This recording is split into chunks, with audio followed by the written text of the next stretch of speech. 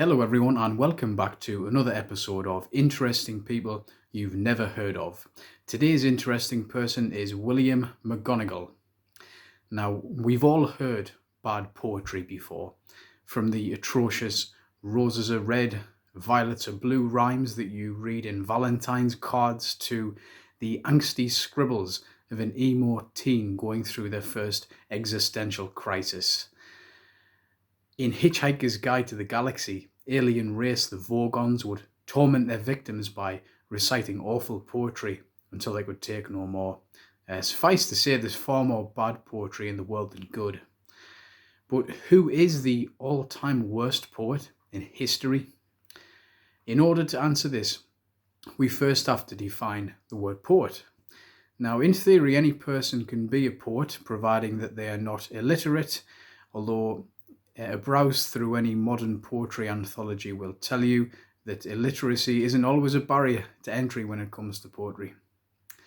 With so much doggerel out there in notebooks and laptops, we have to draw the line somewhere and rule out the amateurs. So for the purposes of this video, and at the risk of seeming somewhat elitist, I will define a poet as a person who receives payment in actual currency for their creative output. Another condition, just for the purpose of this video, is that they must be an English speaker. Apart from some rudimentary schoolboy German and some conversational holiday Spanish, I am, rather regrettably, a monoglot English speaker. So the only poetry that I can really judge is English language verse. So we're narrowing the category down to worst poet in the English-speaking world. So with that definition in mind, who deserves the title of worst poet in history? One major contender, according to many literary critics, is William McGonagall. William Topaz McGonagall was born in 1825 in Edinburgh to Irish immigrant parents. At a young age, McGonagall was apprenticed to his father's trade as a handloom weaver, during which time he also educated himself, learning the poems of Shakespeare and other authors. As the Industrial Revolution gradually made hand weavers obsolete, McGonagall was forced to travel around Scotland looking for work. He eventually found work in a mill in Dundee. In 1846, he married Jean King, a fellow mill worker from Stirling, and they went on to have 7 children. While working at the loom, McGonagall would entertain his workmates with recitations from Shakespeare. On one occasion, his workmates paid a local theatre owner to allow him to appear in the title role in a production of Macbeth. McGonagall, convinced that the actor playing Macduff was jealous of him, refused to die in the final act, which must have been quite farcical. For this performance, the Book of Heroic Failures awards him the title of the worst Macbeth, as well as the worst British poet, which does give one the impression that his workmates were maybe playing a rather mean-spirited prank on him. The turning point in McGonagall's life came in June 1877, as the Industrial Revolution steamrolled its way across the country and beyond. Work as a hand weaver had become more difficult to find.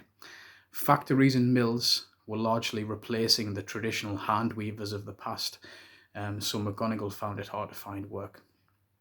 He was struck with the sudden inspiration to write poetry. His first poem was titled An Address to the Reverend George Gilfillan. It opened with the lines, "All hail to the Reverend George Gilfillan of Dundee. He is the greatest preacher that I did ever hear or see. He is a man of genius bright, and in him his congregation does delight." And the poem just goes on like that for about 100 lines.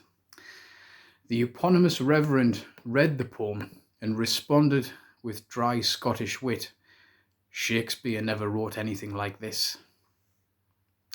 McGonagall, who seemed to have difficulty with subtle social cues, found the response encouraging and resolved to write more. He realised that if he wanted to become a full-time poet, then he needed to find a patron to support him. His first choice of patron was naturally Queen Victoria, because why not?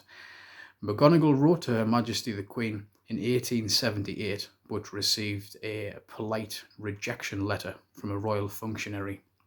He mistook the icy politeness for tacit approval and became even more resolute in his poetic ambitions.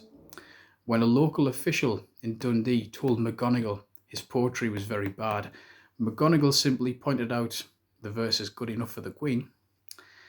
The response from the Queen's functionary inspired McGonagall to walk 60 miles in a thunderstorm from his home in Dundee over the mountains to Balmoral, with the aim of giving a private poetry reading to Queen Victoria.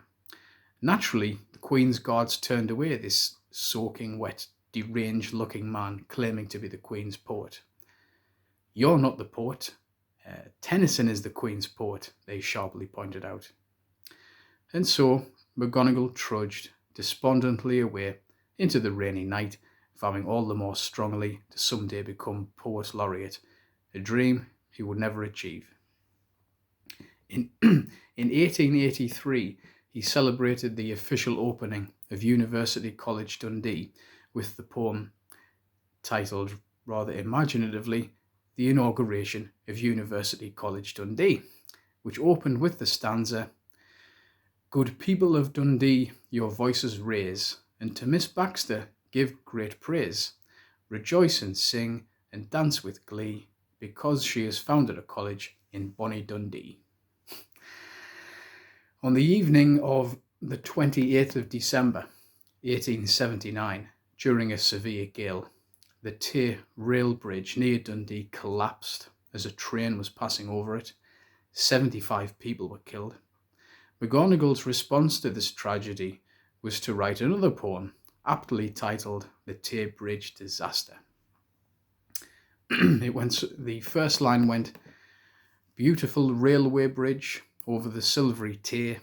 Alas, I am very sorry to say that 90 lives have been taken away on the last Sabbath day of 1879, which will be remembered for a very long time." The rest of the poem is as much of a disaster as the bridge collapse itself. It's uncertain why he changed the death toll to 90, maybe to fit in better with the rhythm of the poem. Who knows? McGonagall would often perform these poems in public, which usually drew a crowd, albeit a crowd of hecklers who would pelt him with eggs and vegetables and stale bread. Sensing his comedic potential, a local circus came to him with a proposition. They would pay him to perform his poems while allowing the audience to pelt him with rotten vegetables. McGonagall agreed, reasoning that if he was going to be pelted with stale food, he may as well get paid for the privilege. In spite of the continued hostility and ridicule, McGonagall seemed largely oblivious to the general opinion of his poems. It's believed by some modern scholars that he may have been on the autistic spectrum or experienced some form of Asperger's. By 1890, McGonagall was in dire financial straits. To help him, his friends funded the publication of a collection of his work, Poetic Gems. It seems as if his poetry was so dreadful, he actually became a kind of ironic cult figure, which helped to sell his work. The proceeds provided McGonagall with enough money to live on for a time, although by 1892 he was so annoyed by the disrespect he received from the local populace that he threatened to leave Dundee. A local newspaper quipped that McGonagall would stay another year when he realises that 1893 rhymes with Dundee.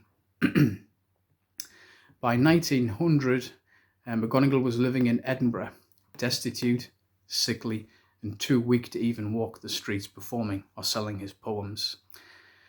He must have had some likeable qualities, however, as donations from multiple friends kept him afloat for the time being. He died penniless in 1902 above what is now the Captain's Bar in Edinburgh's South College Street. His grave in the Greyfriars Kirkyard reads, "William McGonagall, poet and tragedian, I am, your gracious Majesty, ever faithful to thee, William McGonagall, the poor poet that lives in Dundee, which is rather in the spirit of his poems. So, was McGonagall the worst poet in history? His verses are ineffably woeful. He seemed to have no sense of rhythm, tone, metre, poetic metaphor, or pretty much anything that makes a poem pleasant or appealing.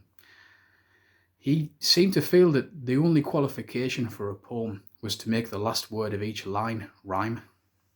He could have been described as a comedian if it wasn't for his earnest sincerity and total lack of self-awareness. To me, McGonagall's appeal lies in his tenacity, his outright refusal to let the hecklers and critics bring him down to their level. He had many friends who supported him in his work. He had fans and still does have fans to this day, albeit in an ironic sense. Some believe that J.K. Rowling named Professor McGonagall from Harry Potter in his honour.